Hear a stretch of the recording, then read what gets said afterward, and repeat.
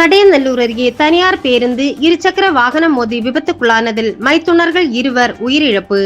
தென்காசி மாவட்டம் கடையநல்லூர் அருகே உள்ள கரைக்கொண்டார் குளம் பகுதியை சேர்ந்த மணிக்குமார், வயது 24.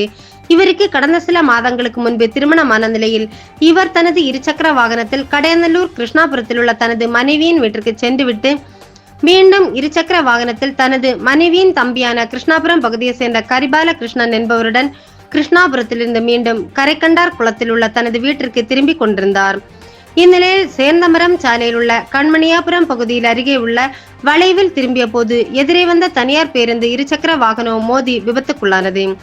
இதில் இருசக்கரத்தை வாகனத்தில் இருந்த மணிக்குமார், கரிபால கிருஷ்ணன் இருவரும் அருகிலுள்ள ஓடையில் தூக்கி வீசப்பட்ட நிலையில் பலத்த காயமடைந்து சம்பவ இடத்திலேயே உயிரிழந்ததாக கூறப்படுகிறது.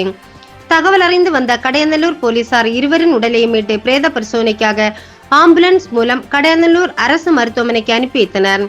இச்சம்பவம் தொடர்பாக கடையநல்லூர் போலீசார் வழக்கு பதிவு செய்து தனியார் பேருந்து ஓட்டுநரை கைது செய்து விசாரணை மேற்கொண்டு வரும் நிலையில் உயிரிழந்த மணிக்குமாருக்கு கடந்த சில மாதங்களுக்கு முன்னர் ஹரிபாலகிருஷ்ணனின் சகோதரிக்கும் திருமணம் நடைபெற்ற நிலையில் தற்போது ஒரே குடும்பத்தை சார்ந்த மாப்பிள்ளை மைத்துனர் இருவரும் உயிரிழந்த சம்பவம் இந்த பகுதி மக்களை பெரும் சோகத்தில் ஆழ்த்தியுள்ளது என்பது குறிப்பிடத்தக்கது.